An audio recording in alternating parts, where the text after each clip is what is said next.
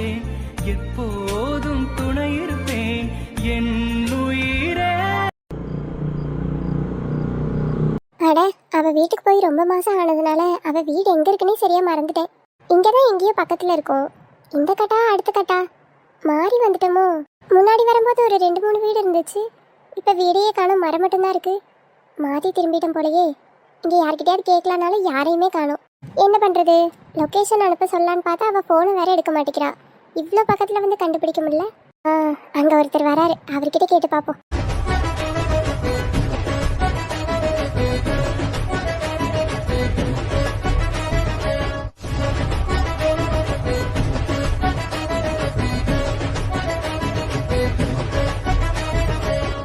ஏங்க, இங்க காமராஜர் நகர் எங்க இருக்குன்னு உங்களுக்கு தெரியுமா? நம்ம என்ன கேட்டோம்? அட்ரஸ் தானே கேட்டோம். எதுக்கு இந்த ஆள் இப்படி மறைக்கிறான்? ஏங்க, உங்களதான் கேக்குதா? என்ன? இல்ல, நான் காமராஜர் நகர் வரைக்கும் போகணும். இங்க எங்க இருக்குன்னு சொன்னீங்கன்னா கொஞ்சம் ஹெல்ப்பா இருக்கும். அது நீங்க மாறி வந்திருக்கீங்க. இங்கேருந்து ஒரு 1 கிலோமீட்டர் பின்னாடி போய் அங்கே ஒரு ரைட் வரும். ஒரு பெரிய தண்ணி டேங்க் இருக்கும். அதை கணக்கு வச்சுக்கோங்க. அங்கே நீங்கள் ரைட் எடுத்தீங்கன்னா கரெக்டாக இருக்கும். அதுக்கு கொஞ்சம் உள்ளதான் அந்த காமராஜர் நகர் இருக்கு. போங்க. ரொம்ப தேங்க்ஸ்ங்க. அங்கே ரோடு வேலை நடந்துட்டு இருக்கு. குழி தோண்டி போட்டிருந்தாங்கன்னா அங்கே பக்கத்தில். ஐயோ, என்னாச்சுங்க?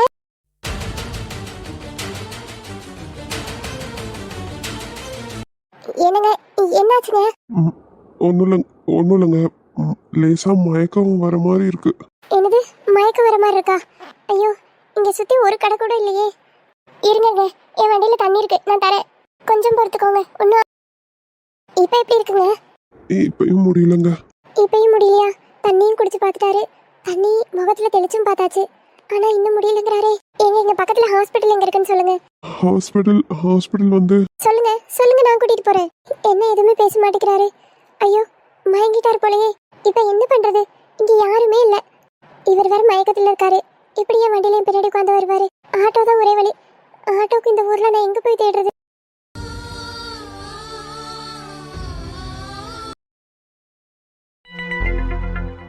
என்னன்னா, நான் உங்ககிட்ட பல தடவை சொல்லிட்டேன், ஹெல்த்தை பார்த்துக்கோன்னு.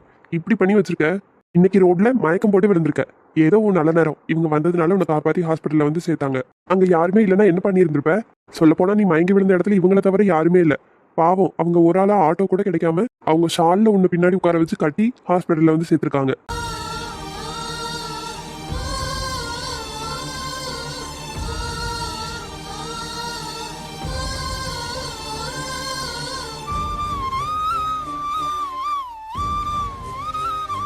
அப்படியா?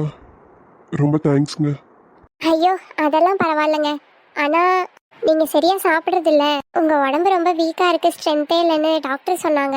இனிமேல் கொஞ்சம் ஃபுட் ஏதாவது சாப்பிடுங்க கரெக்ட் டைமுக்கு. என்ன ஒர்க் இருந்தாலும் அப்புறம் பார்த்துக்கலாம். முதல்ல நமக்கு ஹெல்த் தான் முக்கியம் இல்லையா? நல்லா சொல்லுங்க. எவ்வளோ சொன்னாலும் கேட்கறது இல்ல. டேய், ஏன்டா? அப்புறம் என்னண்ணா, எனக்கு கஷ்டமா இருக்குண்ணா. நீ எப்படி இருந்த பையன், உன்னை இந்த நிலைமையில என்னால பார்க்க முடியலண்ணா. உனக்குன்னு லைஃப் இருக்கு, அதை பாரு. அந்த பொண்ணு மட்டுமே உன் உலகம் இல்ல. அதை தாண்டி வெளியே வா. அவங்க நீ வேண்டான்னு மூவ் ஆன் பண்ணிட்டு போறாங்கல்ல, உன்னால என்ன முடியல? என்னால முடியலடா கார்த்தி. இவங்க பேசுறதெல்லாம் பார்த்தா அவருக்கு லவ் ஃபெயிலியர் போல. அதனாலதான் சரியா சாப்பிடாம ஃபீல் பண்ணிட்டு இருக்காருன்னு நினைக்கிறேன். என்னன்னா முடியல? ஏங்க, சொல்லுங்க. பாவங்க, அவரே ஹாஸ்பிட்டல் இப்பதான் கண்டு முழிச்சிருக்காரு. உங்க கோவம் எனக்கு புரியுது. நீங்க அவங்களுக்கு பொறுமையா எடுத்து சொல்லி பாருங்க. பாவம், இந்த நிலைமையில நீங்களும் கோவப்பட்டா அவங்களுக்கு கஷ்டமா இருக்கும்ல. எவ்வளவு தடவை சொல்லியிருக்கேன் தெரியுமாங்க, அவன் கேட்கவே மாட்டேங்கிறான். எங்க வீட்டுல இவனும் நானும் 2 பசங்க தான். என்னை விட வீட்டுல என்ன, எங்க குடும்பத்துக்கே அவன் தான் செல்ல பையன். பையன் அப்படி பாத்துக்குவாங்க. அவனை எப்பயுமே சிரிச்சுக்கிட்டே தான் இருப்பான். அப்படி சந்தோஷமா இருந்த ஒரு பையன் இப்ப இந்த நிலைமையில இருக்கும்போது எனக்கு ஆதங்கமா இருக்குங்க. இவன் இப்படி இருக்கிறத பார்த்துட்டு இவனுக்கு என்ன பிரச்சனைன்னு வீட்டுல புரியாம என்னன்னு கேட்டுட்டே இருக்காங்க. என்னால வீட்டையும் ஹேண்டில் பண்ண முடியல, இவனையும் ஹேண்டில் பண்ண முடியல. டேய், அவங்களே என்ன பாவம் பார்த்து காப்பாத்திருக்காங்க. இதெல்லாம் சொல்லி அவங்கள ஏன்டா கஷ்டப்படுத்துற? மத்தவங்க கஷ்டப்படுறத பத்தி யோசிக்காத. முதல்ல நீ இங்க கஷ்டப்பட்டு இருக்கேன்னு உனக்கு புரியுதா? எனக்கு புரியுதுடா. இருந்தாலும் அவன் என்ன உண்மையா தானே லவ் பண்ணா. இப்போ அதான் இப்ப வேண்டான்னு சொல்லிட்டாங்களே. ஓப்பனா சொன்னா அவங்களுக்கு வேற ஒருத்தரை பிடிச்சிருக்குடா. அதனாலதான் அவங்க உன்னை வேணான்னு சொல்றாங்க, புரிஞ்சுக்கோ. ஆனா என் மேல எந்த தப்புமே இல்லையே. நான் லவ் பண்ண டைம்ல இருந்து அவளை அவ்வளோ சந்தோஷமா பார்த்துருக்கேன். அவ என்ன கேட்டுடா நான் வேண்டான்னு சொல்லியிருக்கேன்? இல்லை ஏதாவது பண்ணக்கூடாதுன்னு ரெஸ்ட்ரிக்ட் பண்ணியிருக்கேனா? ஒரு ஃப்ரீடமான பாய் ஃப்ரெண்டாக தானே அவளுக்கு இருந்திருக்கேன். அவளை சேஃபா செக்யூரா தானே வச்சிருந்திருக்கு. 5 வருஷம் லவ் எப்படி வேண்டான்னு ஒரு நிமிஷத்துல தூக்கி போட்டு போறா. இங்க பாருங்க, இது உங்க ஃபேமிலி விஷயம், அதை தாண்டி உங்க தனிப்பட்ட விஷயம். நான் 3வது மனுஷி தான். இந்த பிரச்சனைக்குள்ள இன்டர்ஃபியர் ஆகிறதுக்கு எனக்கு ரைட்ஸ் இல்லை தான். இருந்தாலும் எனக்கு சொல்லணும்னு தோன்றதை நான் சொல்கிறேன். லவ் பண்ணுறோம் அப்படின்னாவே பொண்ணும் பையனும் ஸ்ட்ராங்காக இருக்கிறது தான். அவங்க வீட்டில் 2 பேர் சைட்லேயுமே அப்போஸ் பண்ணாலும் எனக்கு அவன் தான் வேணும் அவள் தான் வேணும்னு அவங்க ஸ்ட்ராங்காக இருக்கிறது தான் நான் லவ்வாகவே பார்க்குறேன். எவ்வளோ எதிர்ப்பு வந்தாலும் போராடி கல்யாணம் பண்ணுறது தானே காதலோட வெற்றியே. ஆனால் அவங்க என்ன ரீசன்னால உங்களை வேண்டான்னு சொன்னாங்கன்னு எனக்கு சத்தியமாக தெரியாது. ஆனால் வேண்டான்னு சொல்லியிருக்காங்க. அதை நினச்சி நீங்கள் ரொம்ப டிப்ரெஷனுக்கு போகாமல் அதை நார்மலாக கொஞ்சம் ஃப்ரீயாக விடுங்க. அவங்க உங்களுக்கு தான் இருந்தாங்கன்னா இன்னைக்கு இல்லைனாலும் நிச்சயம் உங்களை தேடி ஒரு நாள் வருவாங்க. உங்களுக்கு இல்லைன்னா அவங்க இல்லை, அதை நம்ம அக்செப்ட் பண்ணி தான் ஆகணும். எனக்கு புரியுது அது எவ்வளோ பெயினாக இருக்கும்னு. என் ஃப்ரெண்டுமே ஒருத்தி இந்த மாதிரி பிரேக்கப்பில் தான் இருக்கா. அவளை நான் டெய்லியும் பார்க்குறேன். அவள் எவ்வளோ ஃபீல் பண்ணுறா எல்லாமே எனக்கு புரியுது. இருந்தாலும் எல்லாருக்குமே வாழ்க்கை அவங்க விருப்பப்பட்டதை அமைச்சு கொடுக்குறாது. அதுக்குன்னு வாழ்க்கை அவங்கள அப்படியே விட்டுறாது. அவங்களுக்கான நல்ல வாழ்க்கையை பாதையை அமைச்சு கொடுக்கும். அதை வெளியிருந்து பார்க்க நமக்கு கசப்பாக தெரியலாம், ஆனால் உள்ளே போனால் அது சொர்க்கமாக இருக்கும். உங்களுக்கு ஒன்றுன்னு உடனே உங்கள் தம்பி அவ்வளோ துடிச்சு போகிறாரு. அவர் கோபத்துலேயே ஒரு நியாயம் இருக்குது. அவர் உங்கள் மனசு கஷ்டப்படணும்னு அப்படி பேசலை, தான் அண்ணனை இப்படி பார்க்க முடியலையேங்கிற வேதனையில் தான் அவரும் பேசுகிறாரு. முடிஞ்ச அளவுக்கு அதிலிருந்து வெளியே வர பாருங்க. நீங்கள் நினைக்கலாம் சொல்கிறது ரொம்பவே ஈஸி, அந்த இடத்துல இருக்கிறவங்களுக்கு தான் அது புரியும்னு. நீங்கள் நினைக்கிறது எல்லாமே சரிதான். சுற்றி 1000 பேர் என்ன சொன்னாலும் அதிலிருந்து வெளியே வர வேண்டியது நீங்கள் தான். கொஞ்சம் கொஞ்சமாக நீங்கள் தான் உங்களை மாற்றிக்கணும். பாரு, நல்லா பாரு. 5 நிமிஷத்துக்கு முன்னாடி உன்னை பார்த்தவங்க அவங்களே உனக்காக பரிதாபப்பட்டு இவ்வளோ பேசுறாங்க. நான் உன்னை கண்ணால் இத்தனை வருஷம் பார்த்துட்டு இருக்கேன்டா. இப்படி இருக்காதுடா. நீங்க சொல்றது எல்லாமே எனக்கு புரியுது. ஒரு பொம்மை ஒரு குழந்தை வச்சு விளையாண்டுட்டு இருந்து அந்த பொம்மை உடஞ்சு போயிடுச்சுனாவே அது மனசெல்லாம் அந்த பொம்மையை மட்டும்தான் தேடும். இத்தனைக்கும் அந்த பொம்மைக்கு வாய் பேச முடியாது, உயிர் இல்லதான். இருந்தாலும் அந்த குழந்தை அதோட லைஃப்ல அது ஒரு பாகமாவே நினைச்சு இருக்கும். உடஞ்சு போச்சேங்கிற கஷ்டம் அந்த குழந்தைக்கு அவ்வளோ இருக்கும். அந்த மாதிரி தான் என் வாழ்க்கை நீ அவ கூட தான்னு ரொம்ப கனவு வச்சுட்டேன். இப்ப இல்லைங்கும் போது அதை என்னால ஏத்துக்க முடியல. நான் ஏத்துக்கிறக்கே நாளாகும் போது என்னால உடனே அதுல இருந்து வெளியே வர முடியாது. நீங்க சொல்றது எல்லாமே சரியாவே இருக்கட்டும். நான் கொஞ்சம் கொஞ்சமா மாற முயற்சி பண்றேன். எடுத்த எடுப்புல என்கிட்ட இருந்து எதையும் எதிர்பார்க்காதீங்க. இது போதும்ண்ணா. நீ கொஞ்சம் கொஞ்சமா அதுல இருந்து வெளியே வந்தாலே எனக்கு சந்தோஷம் தான்டா.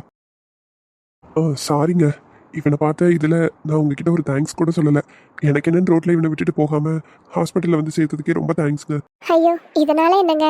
நானே நல்ல வேலை கடவுள் அந்த நேரத்தில் என்ன அனுப்பிச்சு வச்சாருன்னு தான் நினச்சேன். அந்த நேரத்தில் எனக்கு ஆட்டோ பைக்குன்னு வேற யாருமே அந்த சைடு வரல. எனக்கு என்ன பண்ணுறதுன்னு தெரியல. டைம் வேற ஆகிட்டே இருந்துச்சு. அதனால தான் அவரை பின்னாடி உட்கார வச்சு ஷாலில் கட்டி கொண்டு வந்துட்டேன். இருந்தாலும் அவ்வளோ தைரியமாக ஹெல்ப் பண்ணணும்னு நினச்சதுக்கு ரொம்ப தேங்க்ஸ். பரவாயில்லைங்க, அண்ணனை பத்திரமா பார்த்துக்கோங்க. நீங்கள் இவ்வளோ தூரம் அட்வைஸ் பண்ணணுங்கிறதே இல்லை. இருந்தாலும் நான் கோவப்பட்டு பேசுறது எங்கள் நிலைமையை பார்த்து நீங்களும் அவனுக்கு கொஞ்சம் எடுத்து சொன்னீங்க. தேங்க்ஸ்ங்க. பரவாயில்லைங்க, எதுக்கு இத்தனை தேங்க்ஸ் சொல்கிறீங்க? ஏங்க, நானும் உங்களுக்கு தேங்க்ஸ் சொல்லணும். என்னை ஹாஸ்பிட்டலில் சேர்த்ததுக்கும் மற்றவங்க பிரச்சனை தானேன்னு கிளம்பி போகாமல் என் தம்பி வர வரைக்கும் நின்று இப்போ என் தம்பி பேசுறது பார்த்து என்கிட்ட பேசின வரைக்கும் எல்லாத்துக்கும். உங்கள் பேர் என்னங்க? என் பேர் அஞ்சனா. உங்கள் பேர்?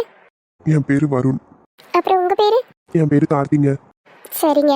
ஏங்க, இன்னைக்கு உங்களுக்கு ஏதாவது இம்பார்ட்டன்ட் ஒர்க் இருந்திருக்கும்ல, அதை விட்டுட்டு தானே அண்ணனுக்கு ஹெல்ப் பண்ணியிருப்பீங்க.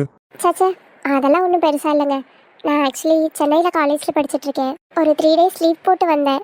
என் ஃப்ரெண்ட்ஸ் எல்லாருமே இங்கே தான் இருக்காங்க. நான் மட்டும்தான் தனியாக ஹாஸ்டல் போயிட்டேன். ஸோ எல்லாரும் சேர்ந்து மீட் பண்ணலான்னு சொன்னாங்கன்னு அவங்கள பார்க்க தான் போயிட்டு இருந்தேன். எனக்கு ஒரு பிரச்சனையும் இல்லை லேட்டாக போனாலும். அப்படிங்களா? நான் வேணா வந்து ட்ராப் பண்ணட்டுமா? இல்லைங்க, அதான் என்கிட்ட ஸ்கூட்டி இருக்குல்ல, நான் போய்க்குவேன், பிரச்சனை இல்லை. அப்புறம் ஹாஸ்பிட்டல் பில் நான் பே பண்ணிட்டேன். ஏங்க பே பண்ணீங்க? நான் தான் கட்டியிருப்பேன்ல. பரவாயில்லைங்க, எனக்கு உங்கள் ஃபேமிலி யாரையுமே தெரியாது. உங்கள் ஃபோன் என் கையில் தான் இருந்துச்சு. ஆனால் பாஸ்வேர்டு தெரியாதுங்கிறனால நான் ஃபோன் வச்சுட்டே இருந்தேன். நல்ல வேளை உங்கள் தம்பி கூப்பிட்டாங்க, அதனால இன்ஃபர்மேஷன் கொடுத்தேன். அப்படி இல்லைன்னா என்ன பண்ணியிருப்பேன்னு எனக்குமே தெரியல. அதான் இவங்க எப்போ வருவாங்க என்னன்னு தெரியல. ஸோ லேட் ஆகுமோ என்னமோன்னு நானே பே பண்ணிட்டேன். சரிங்க, எவ்வளோ அமௌண்ட்டுன்னு சொல்லுங்க, நான் இப்போ கொடுத்துட்றேன். ஐயோ, அதெல்லாம் ஒன்றும் வேண்டாங்க. இல்லைங்க, வாங்கிக்கோங்க. அந்த அமௌண்ட்டில் நீங்கள் வேறு எதுக்காவது வச்சுருப்பீங்க, அதை எனக்கு செலவு பண்ணிவிட்டு உங்களுக்கும் வேணும்ல. அது ஓகேங்க, இப்போதான் நம்மளாம் ஃப்ரெண்ட்ஸ் ஆகிட்டோம்ல. ஒரு ஃப்ரெண்டுக்காக இதை கூட செய்ய மாட்டேனா? விடுங்க, பரவாயில்ல. எவ்வளோ நல்ல பொண்ணாக இருக்காங்க. என்னடா உன் நெத்தியில் திருநீர்லாம் இருக்கு? திருநீரா? தெரியலையே. நான் தாங்க வச்சு விட்டேன். டாக்டர்ஸ் எல்லாம் செக் பண்ணிட்டு இருந்தாங்க. எனக்கு என்னாகுமோ ஏதாகுமோன்னு பதட்டத்தில் வெளியே நின்றுட்டு இருந்தேன். அப்போ ஹாஸ்பிட்டல் பக்கத்தில் ஒரு சின்ன கோவில் மாதிரி இருந்துச்சு. அங்கே போய் ப்ரே பண்ணிட்டு வந்து திருநீர் எடுத்து வச்சு விட்டேன். எங்கள் அண்ணனுக்கு கடவுள் நம்பிக்கையே இல்லைங்க, அதான் அவன் நெத்தியில் பார்த்தோன்னே இது கேட்டேன். ஐயோ, சாரிங்க, எனக்கு உங்களுக்கு கடவுள் நம்பிக்கை இல்லைன்னா தெரியல. ஆனால் நான் கடவுளை நம்புவேன். அதனால தான் உங்களுக்கு எதுவும் ஆகக்கூடாதுன்னு நான் வேண்டிட்டு வந்தேன். பரவாயில்லைங்க, எனக்கு நம்பிக்கை இல்லை தான். இருந்தாலும் எனக்காக வேண்டி நீங்கள் வந்து வச்சு விட்டுருக்கீங்க. தேங்க்ஸ். ம் சரிங்க. சரி இப்போ ஏதாவது சாப்பிட்றீங்களா? வாங்கிட்டு வரட்டுமா? ஐயோ, ஏற்கனவே அண்ணனுக்காக நீங்கள் நிறையா பண்ணியிருக்கீங்க. உங்களுக்கு என்ன வேணும்னு சொல்லுங்கள், நான் போய் உங்கள் 2 பேத்துக்கும் வாங்கிட்டு வரேன். இல்லைங்க, நான் வரும்போது சாப்பிட்டுட்டு தான் வந்தேன். அண்ணன் தான் ஸ்ட்ரென்த் இல்லாமல் இருக்காருன்னு சொன்னாங்கல்ல டாக்டர். நீங்கள் அவங்களுக்கு என்னென்னு பாருங்கள். ம் சரிங்க. என் ஃப்ரெண்ட்ஸும் கால் பண்ணிகிட்டே இருக்காங்க. நான் வீட்டில் வேற ஒரு 2-3 ஹவர்ஸில் வந்துடுவேன்னு சொல்லிட்டு வந்தேன். தேடுவாங்க. நான் போய் ஃப்ரெண்ட்ஸை பார்த்துட்டு வீட்டுக்கு போகணும். எதுவும் நினச்சிக்காதீங்க. சாரி, நான் கிளம்புறேன். ம் சரிங்க. ஓகே அஞ்சனா, பார்த்து போயிட்டு வாங்க. Okay Varun, take care. Next time நம்ம எங்கேயாவது மீட் பண்ணோன்னா அப்போ நீங்கள் நல்லா எனர்ஜியாக ஸ்மைலிங் ஃபேஸோடு இருக்கணும். அப்படி தான் நான் உங்களை பார்க்கணும். இந்த மாதிரிலாம் பார்க்கக்கூடாது, சரியா? கண்டிப்பாக நான் சீக்கிரமே மாறுவேன். சரிங்க, நான் போயிட்டு வரேன். அம்மா, என்னை தயவு செஞ்சு மன்னிச்சிருங்கம்மா. என்ன முருகேசன் இது? அவசரமாக வெளியே போகணுன்னு சொன்னேன். காரில் பெட்ரோல் இருக்கா இல்லையா, இல்லை வேறு எதுவும் பிரச்சனையா, அதெல்லாம் எதுவும் செக் பண்ணுறதில்ல. அம்மா, நான் எல்லாம் நல்லா தாங்கம்மா பார்த்தேன். நேற்று தம்பி எடுத்துகிட்டு போனார். பெட்ரோல் திரும்ப போட்டிருப்பாருன்னு நினச்சிட்டு கவனிக்காமல் விட்டுட்டேங்கம்மா. ஏன் தப்பு தாங்கம்மா, மன்னிச்சிருங்கம்மா. என்ன முருகேசன், இப்போ பாருங்க, நடு ரோட்டில் அதுவும் காட்டுக்குள்ளே வந்து நிறுத்திருக்கீங்க. இங்கேருந்து எப்படி போகிறது? அம்மா, நம்ம ஊருக்குள்ளே டாக்ஸிலாம் வருதுமா. நீங்கள் வேணால் அதை புக் பண்ணி போக வேண்டிய இடத்துக்கு போயிட்டு வீட்டுக்கு போங்கம்மா. நான் பெட்ரோல் போட்டுட்டு வந்துடுறேன். ஊருக்குள்ளே டாக்ஸி வருதுன்னு எனக்கும் தான் தெரியுது. உங்கள் வேலை ஏன் ஒழுங்காக செய்யலன்னு கேட்டால் டாக்ஸி வருதுன்னு என்கிட்டயே சொல்லிக்கிட்டு இருக்கீங்க. ஐயோ, நான் அப்படி சொல்லலம்மா. அவசரமாக போகணுன்னு சொன்னீங்கல்ல. இங்கேருந்து நான் 5 கிலோமீட்டர் தாண்டி போனாதாம்மா பெட்ரோல் பங்க் வரும். நான் நடந்தே போய் வாங்கிட்டு வர்றதுக்கு நேரம் ஆகும் இல்லைங்கம்மா, அதான் சொல்கிறேன். உங்களெல்லாம் வச்சுக்கிட்டு என்ன பண்ணுறதுன்னு எனக்கு தெரில. முதல்ல போய் பெட்ரோல் ஃபில் பண்ணிட்டு வா. நான் டாக்ஸி பிடிச்சி போயிட்டு வீட்டுக்கு போகிறேன். நேரத்துக்குள்ளே வந்திருக்கணும். நேரம் பிந்தி அங்கே இங்கேன்னு பெட்ரோலை போட்டு ஊர் சுற்றிட்டு வந்தேன், அவ்வளோதான். ஐயோ, அப்படியெல்லாம் பண்ண மாட்டேம்மா. சரி, கிளம்பு. சரி, ஒருத்தரும் உங்கள் வேலையை ஒழுக்கமாக பார்க்குறதில்ல. இதெல்லாம் செக் பண்ணி வச்சு நம்ம சொல்கிற இடத்துக்கு கூட்டிகிட்டு போகிறக்கு தானே இவனுக்கு சம்பளம் கொடுத்து டிரைவர்னு வச்சுருக்கோம். என்னத்த இந்த காட்டுக்குள்ளே உட்காந்து நான் இப்போ டாக்ஸி புக் பண்ணிட்டு நிற்கணும். கட்டவழி. என்ன பாட்டி இதெல்லாம்? ஏமாக்கா, என்னாச்சு? எங்களுக்காக இத்தனை ஏன் சமைச்சு நீங்கள் கஷ்டப்படுறீங்க? நான் என்ன சொன்னேன் உங்ககிட்ட? நான் வந்த பிறகு நான் சமைச்சுக்கிறேன்னு சொன்னேன்ல. ஆமாம், நல்லாலாம் இருக்கும். விருந்துக்கு வான்னு கூப்பிட்டுட்டு உன்னையா வேலை செய்ய வைக்கிறது? ஏன் நான் செய்யாத வேலையா? நான் செஞ்சா என்ன தப்பு? அதானே பாட்டி, காய்கறி வெட்டி தரதுல நான் ஏதாவது ஹெல்ப் பண்ணியிருப்பேன்ல. ஐயோ, அதெல்லாம் வேண்டாயா. அதனால என்ன, எனக்கு எல்லா வேலையுமே செய்ய தெரியும். சின்ன வயசுல இருந்து வீட்டு வேலை எல்லாமே நானும் கத்து வச்சிருக்கேன். உண்மையாவா? ஆமா துளசி. அப்ப எங்க பிள்ளை கொடுத்து வச்சவதான். அங்க வந்து ஒரு வேலையும் செய்யாண்டா. துளசி, இவைய செய்யலனாலும் அந்த வீட்டுல ஒண்ணும் செய்யாண்டா. புரியலையே. அவைய வீட்டுல வேலைக்கெல்லாம் ஆள் வச்சிருக்காவட்டி. வீட்டு வேலை செய்ய ஆளெல்லாம் வருவா? ஆமா, அங்க ஒரு வேலையும் இல்ல. போர் அடிக்குது. அப்படியா? உங்க வீட்டுல ஆளெல்லாம் இருக்காவளா? ஆமா பாட்டி, என் கல்யாணத்தன்னைக்கு நீங்க வந்தியல்ல, அன்னைக்கு இந்த மாதிரி திடீர்னு கல்யாணம் பண்ணிட்டேன்னு அங்க வீட்டுல என்ன பண்றதுன்னு தெரியாம தகச்சு போயிருந்தாவ. அதனாலதான் அவங்க எல்லாம் வேலைக்கு வர வேண்டாம்னு சொல்லிட்டாங்க. ஹோட்டல் எல்லாமே ஆர்டர் பண்ணியிருந்தாங்கல்ல, அதான் என்ன பேச போறோம் என்ன அங்க நடக்கும்னு தெரியலன்னு சொல்லி வேலை ஆள அன்னைக்கு வர வேண்டாம்னு சொல்லியிருந்தாவ. பிறகு வந்துட்டாவ. அப்படியா மக்களே? வீடே ஆனா அன்னைக்கு பார்த்தோம்ல, கடல் போல இருந்து. நானும் நினைச்சேன் ஒத்தைக்கு இப்படிதான் இதெல்லாம் சுத்தம் பண்ணி வைக்காவளோன்னு. ஆளெல்லாம் வராவளோ? இதெல்லாம் கேட்க என் மனசுக்கு எவ்வளவு சந்தோஷமா இருக்கு தெரியுமா? என் பேத்தி இங்க இருந்த வரைக்கும் ஒரு வேலை விடாம எல்லாம் அவதான் செய்வா. அவ செஞ்சதுக்கெல்லாம் கடவுள் பார்த்துதான் ஒரு நல்ல விடிவு காலத்தை கொடுத்துருக்காருன்னு நினைக்கேன். என் பிள்ளை அங்க நல்லா இருந்தா போதுமக்கா எனக்கு. நல்லா இருப்பா, நம்புங்க. சரி மக்கா, சரி. சூடு ஆறதுக்கு முந்தி சாப்பிடுங்க. பாட்டி, இது என்னது? Chicken biryani, chicken gravy, chilli, தயிர் எல்லாம் ஒத்தைக்கு செஞ்சீங்களா? நான் ஏட்டி ஒத்தைக்கு செஞ்சேன். அதான் உன் ஃப்ரெண்ட் இருக்காளே, அவளை நடந்தா செஞ்சான். துளசி மட்டும் இல்லைன்னா நேரத்துக்கு நான் முடிச்சிருக்கவே முடியாது. எல்லாத்தையும் அவ தான் அறிஞ்சு பக்கத்துல நின்று என்ன வேணும் என்ன ஏதுன்னு பார்த்துக்கிட்டு இருந்தா. ஆமா, என் ஃப்ரெண்டும் அவ புருஷனும் மொத்த தடவை விருந்துக்கு வரும்போது அசத்தனும் இல்ல, அதனாலதான். துளசி, பாட்டியும் கூட இருந்து செஞ்சனால நம்பி சாப்பிடுறேன். நீ மட்டும் செஞ்சிருந்தா சத்தியமா சாப்பிட்டுருக்க மாட்டேன். சொல்லுவ உனக்காக அடுப்படியில வேகாத வெயில்ல வெந்தம்ல, இப்படிதான் சொல்லுவேன். அவ கிடக்குறா, நீ நல்லா தான் செஞ்சிருப்ப. எனக்கும் மேல நம்பிக்கை இருக்கு. இன்னைக்கு மொத்தத்தையும் ஒரு ஆளை நிக்க வச்சு செய்ய சொன்னா கூட நீ சூப்பரா செஞ்சிருப்ப. அண்ணன் தான். சாப்பிடுங்கண்ணே, சூடாற போது. ஆமா, வந்ததுல இருந்து கேட்கணும்னு நினைச்சேன், மாமா எங்க? ஐயா, நான் மீனா கிட்ட சொல்லிட்டு உங்ககிட்ட சொல்ல மறந்துட்டேனா? உங்க மாமனாருக்கு நீங்க சாப்பிட்ட பிறகு எதுவும் கொடுக்கறதுக்கு இல்ல, ஒரு ஸ்வீட் பலகாரம் ஒண்ணுமே இல்லையே அப்படின்னு வாங்க போயிருக்கேன். ஐயோ, இதெல்லாம் சாப்பிட்டு முடிக்கிறதுக்கே வயிற்றுல இடம் காணாது, இதுல ஸ்வீட் வேறையா? ஆமா, மாமனார் மருமக ஏதாவது பலகாரம் கேட்டுட்டா, ஸ்வீட்டு கேட்டுட்டா, ஏதாவது திங்கிறதுக்கு வேணும்னு நினைச்சிட்டா என்ன செய்ய? எதுவுமே வீட்டுல இல்லையே, வாங்கணுமேன்னு ஓடி போயிருக்காரு. அவரை ஏன் போக சொன்னீங்க பாட்டி? பிறகு கூட வாங்கிக்கிடலாம்ல. நான் சொன்ன உங்க அப்பன் கேட்பானா? ஓடியே போயிருக்கேன். வந்துடுறேன்னு சொன்னா. நீங்க சாப்பிட்டு முடிக்கிறதுக்குள்ள வந்துருவோமாக்கா? சரி பாட்டி, சாப்பிடுங்க. மக்களே, ஏத்தே வாங்க. வாமா வா வா. ஏங்க அவியதான் துளசிக்கு அம்மா. அப்படியா? வாங்க வாங்க, நல்லா இருக்கீங்களா? நல்லா இருக்கேன் மக்கா. சாப்பிடும்போது வந்து இடைஞ்சல் பண்ணிட்டனோ? ஐயோ அப்படிலாம் இல்லதே, வாங்க உட்காருங்க. அன்னைக்கு கல்யாணம் நடந்த அன்னைக்கு என்னால பார்க்க முடியல. நான் ஆஸ்பத்திரி வரைக்கும் போக வேண்டிய சூழ்நிலை. நேற்று சாயந்தரம் போல தான் வீட்டுக்கு வந்தேன். வந்த பிறகுதான் நடந்த கதையெல்லாம் பாட்டியும் துளசியும் சொன்னாவ. அதான் ஒரு எட்டு பார்த்துட்டு போலாமேன்னு வந்தேன். இன்னைக்கு நீங்க விருந்துக்கு வரியேன்னு பாட்டி தான் சொன்னாவ. நான் விருந்துக்கு கூப்பிடணும்னு நினைச்சேன், அவிய முந்திட்டாவ. அடுத்த தடவை எப்போ வந்தாலும் நம்ம வீட்டில் விருந்து. என்னம்மா? அதெல்லாம் இருக்குதே, உங்களுக்கு சிரமம். என்னம்மாக்கா சிரமம்? நீயும் என் மக மாதிரி தானே. அடுத்த தடவை எப்போ வாரியல் மட்டும் சொல்லுமா. நிச்சயம் நம்ம வீட்டில் விருந்து சாப்பிடணும். ம் சரிங்க தே. சரிங்கம்மா. உன் பேரண்டுக்கு உன்னை விட்டு ஒரு நாள் இருக்க முடியலம்மா. ஏம்மா சும்மா இருங்கம்மா. நேத்துல இருந்து சரி என் ஃப்ரெண்டுக்கு கல்யாணம் ஆயிட்டேன்னு புலம்பிக்கிட்டே இருக்கா. பார்த்துக்க, புலம்பிக்கிட்டே இருக்காளா? அப்ப அவளுக்கு ஒரு மாப்பிள்ளைய பார்த்து சீக்கிரம் கட்டி வச்சிட வேண்டியதா? அடியே நீ இல்லந்தாண்டி மிஸ் பண்ணி புலம்புனேன். எனக்கு கல்யாணம் வேணும்னு புலம்பலடி. தெரியுதுடி, நானும் உன்னை ரொம்ப மிஸ் பண்ணேன். அது ரெண்டு பேரும் சின்ன வயசுல இருந்து ஒண்ணு மண்ணுமா சேர்ந்தே சுத்தினாவல்ல. இப்ப திடீர்னு பிரிஞ்சனா அப்படித்தான் இருக்கும். என்ன செய்ய? துளசி, நான் நேற்று சொன்னதுதான் இப்பயும் சொல்றேன். என்னனாலும் சரி, உனக்கு எப்பனாலும் சரி, அவளை பார்க்கணும்னா நீ தாராளமா எங்க வீட்டுக்கு வரலாம். இல்ல சொல்லு, நான் கூட கூட்டிட்டு வருவேன். அவ தள்ளி இருக்காளேங்கிற நினைப்பே உனக்கு வேண்டாம். இல்லையே, நம்ம மீனாக்கு கிடைச்ச மாப்பிள்ளை நல்லா புரிஞ்சு நடந்துக்கிறாரு. நல்ல குணம் உள்ள பையனாதான் இருக்கான். இத்தனை நாள் பாவம் அந்த பிள்ளை பட்ட கஷ்டத்துக்கு ஒரு விடிவு காலம்தான். நிச்சயம் நானா வருவேன்னு சொல்லியிருக்கேன்ல. சரி சரி துளசி, அதெல்லாம் பிறகு பேசிக்க. அவைய ரெண்டு பேரும் சாப்பிட்றதுக்கு எடுத்துக்கிட்டு இருக்க வேண்டாம். அவைய சாப்பிடட்டும். எதே நீங்களும் உட்காருங்க, சாப்பிடலாம். நான் சாப்பிட்ட மக்களே, நீங்க சாப்பிடுங்க.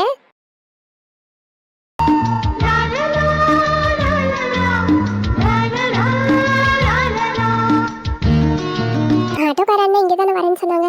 சரி வெயிட் பண்ணுவோம், வருவாங்க. இதில் வேற கோயிலுக்கு போயிட்டு வரேன் தான் போய் சொல்லிட்டு வந்திருக்கேன்.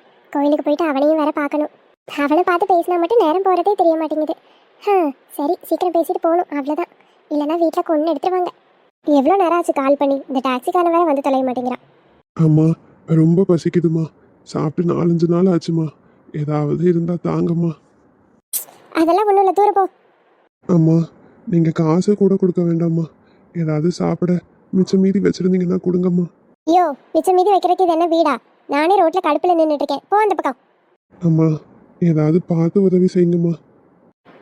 ஐயோ போய் அந்த பக்கம். முதல்ல என் பக்கத்தில் நிற்கிறதே எனக்கு அருவருப்பா இருக்கு. தள்ளி நில்லு. நான் யாருன்னு தெரியுமா?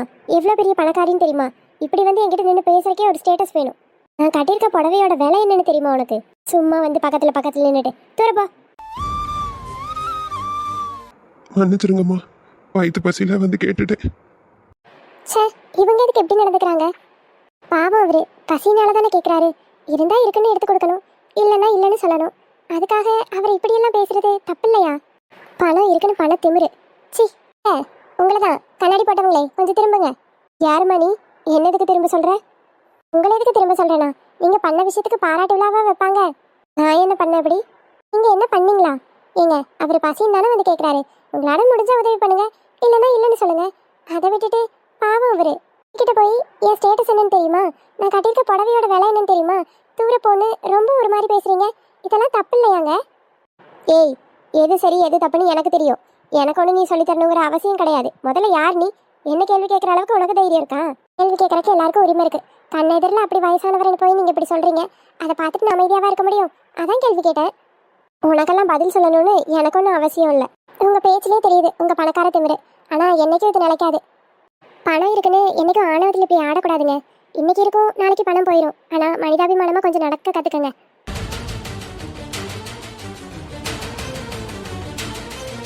வந்துட்டா இதை சொல்றதுக்கு? நீ பெரிய இவ ஒரு பிச்சைக்காரனுக்கு போய் சப்போர்ட் பண்ற. நீயும் ஒரு பிச்சைக்காரியா தான் இருப்ப. அதனால தான் அவனை சொன்னோன்னா உனக்கு வலிக்குதுன்னு நினைக்கிறேன். உன்கிட்ட எல்லாம் பேச எனக்கு நேரம் இல்லை. ஏன் டாக்ஸி வந்துருச்சு, நான் போறேன். ஏய், யாரை பார்த்து பிச்சைக்காரிங்கிறீங்க? ஹலோ, எப்படி சொல்லிட்டு போறாங்க பாரு. என்ன பொம்பளையோ, இப்படியும் ஒரு சில ஜென்மங்கள் வாழதான் செய்யறாங்கப்பா இந்த நாட்டில். அம்மா, எனக்காக நீங்க 2 பேரும் அம்மா சண்டை போட்டுக்கிறீங்க? ஐயா நீங்க வாங்க ஐயா, அவங்க கிடக்குறாங்க. நான் உங்களுக்கு சாப்பாடு வாங்கி தரேன். ரொம்ப நன்றிம்மா. பரவாயில்லங்க ஐயா, வாங்க நான் வாங்கி தரேன். என் செல்ல பிள்ளைக்கு என்னதான் ஆச்சு? வந்ததுல இருந்து நானும் பார்த்துட்டே இருக்கேன். என் செல்ல பிள்ளை அமைதியாவே இருக்கே, என்ன பிரச்சனை? மைண்ட் அப்செட் ஆயிருச்சுடா. மைண்ட் அப்செட் ஆயிருச்சா? மைண்ட் அப்செட் ஆகுற அளவுக்கு என்னாச்சு? சொன்னாதானே எனக்கு தெரியும். என்ன ஒரு பொம்பளை பிச்சைக்காரின்னு சொல்லிட்டா. பிச்சைக்காரின்னு சொன்னாலா? என் பொண்டாட்டியை பார்த்தா? யார் அவ? யாருக்கு தெரியும்? நீ மீட் பண்ணலான்னு சொன்னேன். சரி என்ன சொல்லிட்டு வரது வீட்லன்னு தெரியாம நான் வீட்டில் கோயிலுக்கு போயிட்டு வரேன்னு சொன்னேன்.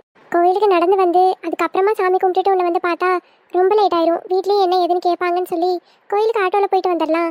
அதுக்கப்புறம் உன்னை பார்த்துட்டு கூட நடந்து பொறுமையாக போய்க்கலாம், லேட் ஆயிடுச்சுன்னு சொல்லிக்கலாம்னு நினச்சேன். என் ஃப்ரெண்டு வீட்டு பக்கத்தில் இருக்க ஆட்டோக்காரன் நம்பர் எனக்கு தெரியும். அவருக்கு நான் கால் பண்ண அவர் ஒரு இடத்துல நிற்க சொன்னார். அங்கே போய் நின்றுட்டு இருந்தேன். அங்கே ஒரு பொம்பளை நின்றுட்டு இருந்துச்சு. அந்த நேரம் ஒரு வயசானவர் பாவம் பசியில் வந்து அந்த அம்மாவை பார்த்து ஏதாவது எனக்கு கொடுங்கன்னு கேட்டாங்க. அதுக்கு அந்த அம்மா என்கிட்ட ஒன்றும் இல்லைன்னு சொல்லிட்டாங்க. அதுக்கு அவர் காசா வேண்டாம், சாப்பிட்டு 4 நாள் ஆச்சுமா, ஏதாவது பழசு மிச்சம் மீதி இருந்தால் கூட கொடுங்க அப்படின்னு தான் கேட்டார். மிச்சம் மீதியை வச்சுட்டு சுத்தருக்கு இது என்ன வீடா, நான் ரோட்டில் நின்றுட்டுருக்கேன், அந்த பக்கம் போ அப்படின்னு ஒரு மாதிரி பேசினாங்க. சரி அது வரைக்கும் கூட எனக்கு ஒன்றும் தோணலை. ஆனால் அவங்க டக்குன்னு நான் கட்டியிருக்க புடவை ரேட் என்ன தெரியுமா, நீ என்கிட்ட வந்து பேசுறியா, நான் எவ்வளோ பெரிய பணக்காரி தெரியுமா, என் பக்கத்தில் என்ன பேசுகிற உனக்கு என்ன ஸ்டேட்டஸ் இருக்குன்னு பாவம் பிச்சை எடுக்கிறவர்கிட்ட போய் என் ஸ்டேட்டஸ் என்னன்னு தெரியுமான்னு கேட்டுக்கிட்டு இருக்காங்க. எனக்கு ஒரு மாதிரி இருந்துச்சு. அவங்கள கூப்பிட்டு சொன்னேன், கொஞ்சமாவது மனிதாபிமானமாக நடந்துக்கோங்க, நீங்கள் பணத்திமிரில் இப்படிலாம் பேசாதீங்க, ஆனவன் என்றைக்குமே ஒரு மனுஷனை அழிச்சிடும், உங்களால் உதவி பண்ண முடிஞ்சா பண்ணுங்க, இல்லைனா இல்லைன்னு சொல்லிவிடுங்க, அவங்க மனசு நோக்கிற மாதிரி பேசாதீங்கன்னு நான் அவருக்கு சப்போர்ட்டாக பேசினேன். அதுக்கு அந்த அம்மா நீ பிச்சைக்காரியாக தான் இருப்ப, அதான் ஒரு பிச்சைக்காரனை திட்டினாலும் உனக்கு கஷ்டமாக இருக்குது அப்படின்னு என்னை பார்த்து சொல்லிட்டு கார் வந்துருச்சுன்னு நிற்கவே இல்லைடா, போயிட்டாங்க. நானும் யாரை பார்த்து பிச்சைக்காரின்னு சொல்கிறீங்க நில்லுங்கலாம் கூப்பிட்டேன், அவங்க கண்டுக்கவே இல்லை, அவங்க டாக்ஸியில் ஏறி போயிட்டாங்க. ஏடி நீ சும்மாவா விட்ட? அவங்கள 4 கேள்வி நல்லா கேட்டுட்டு வர மாட்டேன்? நான் வேணும்னாடா பண்ணேன், அதுக்குள்ளதான் அவங்க நிற்கவே இல்லையே, கிளம்பி போயிட்டாங்க, நான் என்ன பண்ண முடியும்? சார் இந்நேரம் நான் மட்டும் அந்த இடத்துல இருந்திருக்கணும், நடக்கிறதே வேறையா இருந்திருக்கும். இப்படி விட்டுட்டியே. அதான் எனக்கும் மனசே கஷ்டமா இருக்கு. சரி விடு, ஃபீல் பண்ணாத. ஒரு சிலவங்க அப்படிதான், தனக்கு தான் எல்லாம் தெரியும், நான் தான் உலகத்திலேயே பெரிய ஆளுன்னு நினச்சிட்டு சுற்றுவாங்க. அவங்க பற்றியெல்லாம் நம்ம எப்படி போய் மாற்ற முடியும்? சொல்ல தான் முடியும். அவங்களாம் பட்டு திருந்தணும்னு விதி இருந்தா அதை யாரால மாற்ற முடியும்? அவங்க இன்னைக்கு ஒருத்தர் கஷ்டப்படுற மாதிரி பேசினாங்கன்னா எல்லாத்தையும் ஆண்டவன் பார்த்துட்டு தான் இருப்பான், திரும்ப பதிலடி நிச்சயம் கொடுப்பான். சரி நீ ஃபீல் பண்ணாத. ஃபீல் பண்ணாம இருக்க முடியலடா. என்னதான் அதை பத்தி யோசிக்க கூடாதுன்னு நினைச்சாலும் என் மைண்டுக்கு அது வந்துட்டே இருக்கு, டென்ஷன் ஆகுது. சரி அம்மு, நீ அதையே நினைச்சிட்டு இருந்தா உனக்கு தானே கஷ்டமா இருக்கும். ம். சரி விடு, உனக்காக நான் ஒன்று வாங்கிட்டு வந்திருக்கேன். என்னது? ஆனா அதை பார்த்து நீ என்ன திட்டக்கூடாது. இல்லடா, திட்ட மாட்டேன், சொல்லு. சாரிடி, வர வழியில பூ பார்த்ததும் உனக்கு வாங்கி தரணும்னு ஆசையா இருந்துச்சு, அதான் வாங்கிட்டு வந்துட்டேன். இப்போ இதை நீ வச்சுட்டு போனா வீட்டில் என்ன சொல்லுவேன்னு எனக்கு தெரியல. சாரி, நான் வீட்டில் கேட்பாங்களேன்னு அதை பற்றி யோசிக்கவே இல்லை, வாங்கணும்னு தோணுச்சா வாங்கிட்டேன். ஐயா அதெல்லாம் பரவாயில்ல, நீயே வச்சு விடு. நான் வச்சு விடணுமா? எப்போ வந்தாலும் என்ன திட்டுவேன், கம்மனே இருக்க மாட்டியா? ஏதாவது இப்படி வாங்கிட்டு இருந்தா நான் வீட்டில் என்ன பதில் சொல்லுவேன்னு கத்துவேன். இப்போ சரின்னு சொல்லிட்டேன். ஆமாடா, எப்பயும் ஃப்ரெண்டு வீடு அது இதுன்னு சொல்லிட்டு வருவேன், அப்போ நீ ஏதாவது வாங்கி கொடுத்துருவேன், இது எது அது எதுன்னு கேட்பாங்க. இப்போ நான் கோயிலுக்கு போறேன்னு சொல்லிட்டு தானே வந்திருக்கேன், கேட்டா கோயிலில் இருந்துச்சு ஆசையாக இருந்துச்சு வாங்கி வச்சேன்னு சொல்லிக்கிறேன், அது ஒன்றும் பிரச்சனை இல்லை, வச்சு விடு.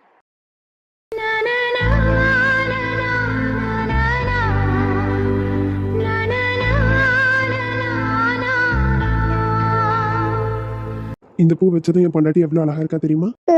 அப்படியா? ஆமா, ரொம்பவே அழகா இருக்க. ஆமா, எப்பவும் ஃப்ரீ ஹேர் தானே விடுவேன், இன்னைக்கு என்ன புதுசா? இல்லடா, எப்பயுமே ஃப்ரீ ஹேர் விட்டாலும் சிக்கு விழுந்துருமா, நான் வெளியே வந்தா மட்டும் ஃப்ரீ ஹேர் விட்டுக்குவேன், வீட்டுக்குள்ள பின்னி தான் போடுவேன். இன்னைக்கு சரி பின்னியே போடலான்னு தோணுச்சு, பாத்தியா பின்னி போட்டிருக்கேன், கரெக்டா நீயும் பூ வாங்கி கொடுத்துருக்க. எப்படி? அடடா, முன்னாடியே கணிச்சிட்டு போலையே. சரிடி, ஏதோ இன்னைக்கு ஒன்று நடந்துச்சுன்னு சொன்னல, அதை பத்தியே யோசிச்சுட்டு இருக்காத. அவ கிடக்கிற ராட்சசி, அவளை மறந்துட்டு ஒழுங்கா படிக்கிற வேலையை பாரு. நாளைக்கு எக்ஸாம், நல்லா எழுதணும் சரியா? இதுக்கு மேல அவளை நினைச்சு மட்டும் என்னடா ஆக போகுது, பைத்தியக்காரி. அவளை நினைக்கிற நிலைமையிலாம் நான் இல்லை, நடந்தது நடந்துருச்சு, அவ்வளோதான். அதை விட்டுட்டு அடுத்த வேலையை பார்க்கணும், அதுவே நினச்சிக்கிட்டு இருந்தா நம்ம பல போடாது. நான்லாம் நல்லா படிச்சிட்டேன் எக்ஸாமுக்கு, நீ படிச்சியா இல்லையா? படிச்சிருக்கேன். நீ இருக்கிற ஒழுக்கமா படிச்சு நல்ல மார்க் எடுத்து சீக்கிரம் வேலைக்கு போக வேண்டிய வேலையை பாரு. வேலைக்கு போனா? வேலைக்கு போனாதான் நம்ம கல்யாணம். நீ சீக்கிரம் வேலைக்கு போய் ஒரு நல்ல பொசிஷன் வந்துட்டேன்னா எங்க வீட்லயே பேசலாம்ல, அதுக்கு நான் வெட்டியா இருப்பேன்னு நினைக்காத, நானும் வேலைக்கு போக தான் போறேன். சரிங்க மேடம், எக்ஸாம் நல்லா எழுதி நல்ல மார்க் எடுத்து சீக்கிரம் வேலைக்கு போறேன். போய் தான் ஆகணும். சரிடி தங்கம். ஆமா, உங்க அண்ணனுக்கு கல்யாணம் ஆயிடுச்சுன்னு சொன்னியே, அது என்னாச்சு?